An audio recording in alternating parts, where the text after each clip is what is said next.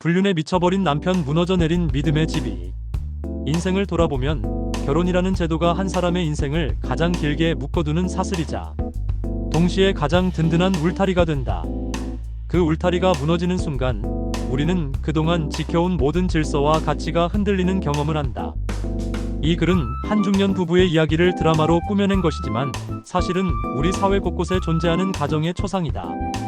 제목 그대로 불륜에 미쳐버린 남편과 그로 인해 상처 입은 아내, 그리고 가정의 파국과 재건을 다루고 있다. 김태식, 은퇴한 은행원. 65세라는 나이는 그에게 여유라는 단어를 주었지만 동시에 허무라는 그림자도 안겨주었다.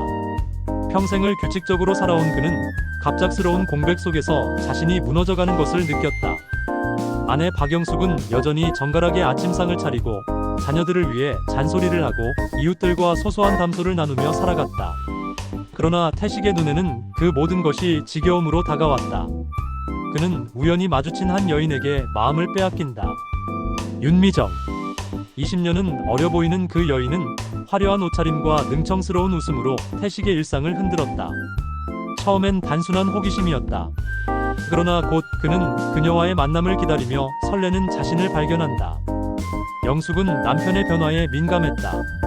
옷차림이 달라지고 외출이 잦아지고 식탁에 앉아도 눈빛은 허공을 향했다. 그러나 40년을 함께 산 남편이었다.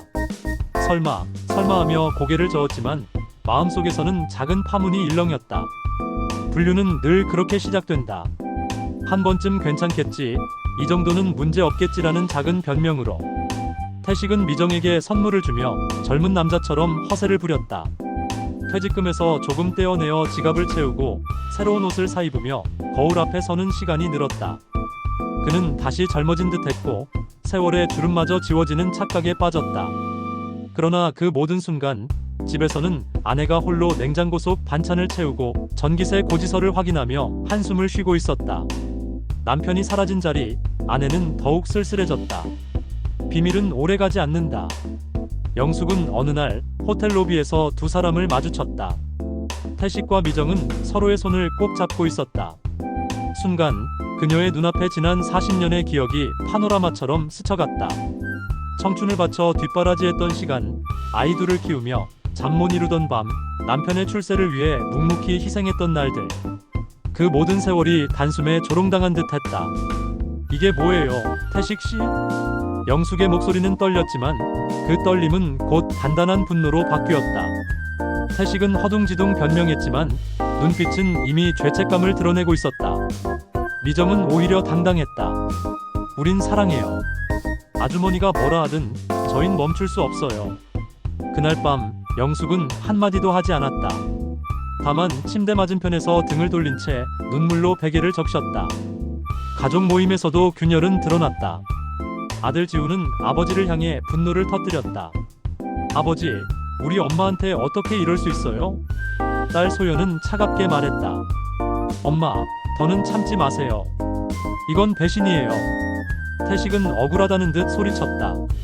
내 인생도 좀 살아보겠다는데 왜 다들 날 몰아붙여? 남자라면. 그러나 그 말은 가족의 마음을 더욱 멀어지게 할 뿐이었다. 영숙은 속으로 다짐했다. 이제 더는 내 삶을 내어주지 않겠다.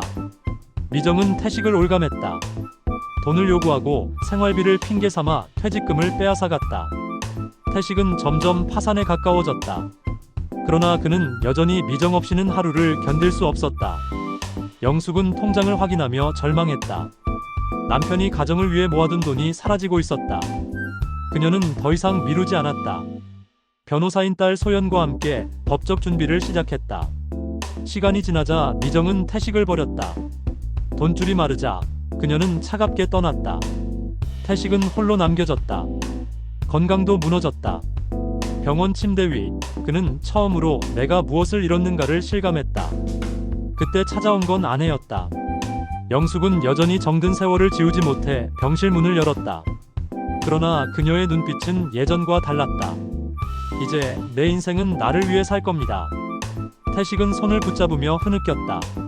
그러나 영숙은 차분하게 손을 뿌리쳤다. 그 손에는 수십 년의 눈물이 스며 있었고 동시에 자유로움이 깃들어 있었다. 결국 영숙은 여행을 떠났다. 친구들과 함께 바닷가를 걸으며 그녀는 새로운 세상을 바라봤다. 사랑도 배신도 후회도 다 지나가더라. 남은 건 결국 내 삶이더라. 그녀는 웃으며 사진을 찍었다. 젊은 시절보다 더 밝은 미소였다. 반면 태식은 병실에 홀로 앉아 가족 사진을 바라보며 후회의 눈물을 흘렸다. 그의 삶은 사랑을 배신한 대가로 쓸쓸히 마무리되고 있었다. 영숙은 침묵으로 남편을 응징했다. 그녀는 소리를 지르지도 욕을 하지도 않았다. 단지 더 이상 묻지 않고 더 이상 기대하지 않았다. 밥상은 여전히 차려졌지만 반찬의 맛은 달라졌다. 그 속에는 눈물이 섞여 있었다. 태식은 오히려 그 침묵이 더 무서웠다. 차라리 화를 내고 울부짖으면 속이라도 시원했을 것이다. 그러나 영숙은 고요한 호수처럼 가라앉았다. 그 고요는 그에게 당신은 이미 나의 남편이 아니다라는 무언의 선언처럼 다가왔다. 침묵은 칼보다 날카롭다. 말이 없으니 핑계도 통하지 않고 설득도 불가능하다. 태식은 서서히 가정에서 이방인이 되어갔다. 불륜의 상처는 부부 사이만의 일이 아니다. 자녀들도 그 상처를 공유하게 된다. 아들 지우는 어느 날 아버지를 정면으로 바라보며 말했다. 아버지, 전 평생 아버지처럼 살고 싶었어요. 책임감 있고 성실한 남자로. 그런데 지금은 다 무너졌습니다. 그 말은 태식의 가슴을 찔렀다. 그는 순간 나는 아들의 존경을 잃은 것일까? 하는 자책에 휩싸였다. 그러나 곧 다시 고개를 돌리며 스스로를 합리화했다. 남자도 나이 들어서 자기만의 행복을 찾을 권리가 있지 않나? 딸 소연은 훨씬 냉정했다. 변호사로서 그녀는 사실을 사실대로 받아들였다. 아버지, 이건 배신이에요. 단순한 외도가 아니고 엄마의 인생을 짓밟은 범죄나 다름없습니다. 법적으로도 도덕적으로도요. 소연의 단호한 말투는 마치 법정 판결문 같았다. 그날 이후 태식은 딸 앞에서는 고개조차 들 수 없었다. 태식은 여전히 미정에게 매달렸다. 그는 늦은 밤마다 미정의 집 앞에 서서 전화를 걸었다. 그녀의 목소리를 듣는 순간 자신이 살아있다는 착각에 빠졌다. 그러나 그것은 환상이었다. 미정은 태식을 사랑하지 않았다. 그녀가 원한 것은 그의 지갑이었고 그의 빈자리였다. 젊은 여인이 늙은 남자의 외로움을 채워줄 리 없었다. 그것은 잠시의 위안이자 잔인한 착각이었다. 태식은 점점 더 비참해졌다. 자신이 미정에게 이용당하고 있다는 것을 알면서도 그 관계를 끊지 못했다. 중독된 사람처럼 그는 미정이 없는 하루를 견딜 수 없었다. 영숙은 오랫동안 갈등했다. 나는 끝까지 참아야 할까? 자식들 앞에서, 친척들 앞에서 남편의 체면을 지켜줘야 할까? 그러나 그녀는 결국 스스로에게 답을 내렸다. 내 인생은 내 것이다. 나는 더 이상 희생하지 않겠다. 그녀는 변호사인 딸과 함께 법적 절차를 준비했다. 이혼 서류를 앞에 두었을 때 그녀의 손은 떨렸지만 눈빛은 오히려 평온했다. 그 서류는 단순한 종이가 아니었다.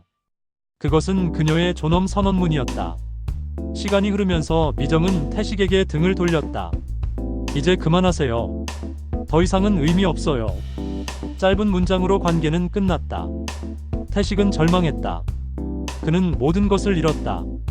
아내도 자식도 돈도 불륜녀마저도. 남은 건 텅 빈 집과 허약한 몸뿐이었다. 그는 병원 침대에 누워 창밖을 바라보며 지난 날들을 곱씹었다.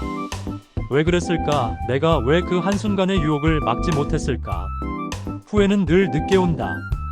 후회는 마치 빗물처럼 천천히 스며들어 결국 전부를 젖게 만든다. 영숙은 점차 달라졌다.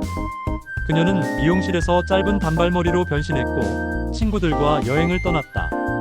예전 같으면 돈 아깝다며 망설였을 그녀가 이제는 내가 나를 위해 쓰는 돈이 가장 가치 있다는 것을 깨달았다. 사람들은 말했다. 영숙 씨, 얼굴이 환해졌어요. 무슨 좋은 일 있어요? 그녀는 웃으며 답했다. 네, 저를 되찾았거든요. 그 웃음 속에는 자유와 해방이 있었다. 태식은 병실에서 마지막으로 아내를 불렀다. 영숙아, 나 정말 미안하다. 한 번만 용서해주면 안 되겠나? 영숙은 그를 바라보았다. 주름진 얼굴, 퀭한 눈빛, 허약한 몸. 그는 더 이상 그녀가 사랑했던 젊은 남편이 아니었다. 영숙은 조용히 고개를 저었다. 용서는 하겠어요. 하지만 돌아가진 않아요. 이제 내 인생은 내 겁니다. 그 순간 태식은 알았다. 그는 진정으로 잃었다는 것을. 영숙은 친구들과 함께 바닷가를 걸었다. 파도 소리는 마치 그녀의 새로운 출발을 응원하는 박수 같았다. 사랑도 배신도 후회도 결국 다 지나가더라. 중요한 건 내가 나를 버리지 않는 거였어. 그녀는 파도에 발을 담그며 속으로 약속했다. 앞으로 남은 시간은 나를 위해 쓰겠다. 그 약속은 더 이상 슬픔이 아닌 희망이었다. 이 드라마의 이야기는 단순히 한 남편의 불륜을 고발하는 데 그치지 않는다. 이는 가정을 지탱해온 아내의 희생, 자식 세대가 목격한 상처, 그리고 그럼에도 불구하고 인생은 계속된다는 사실을 담고 있다. 불륜은 남편의 잘못이자 가정의 몰락을 불러오는 독이다. 그러나 그 몰락 속에서도 새로운 삶을 일궈낸 아내의 용기는 우리 모두에게 묵직한 울림을 준다. 결국 배신조차도 한 사람의 새로운 시작을 막지 못한다는 것. 그것이 이 작품이 말하고자 하는 교훈이다.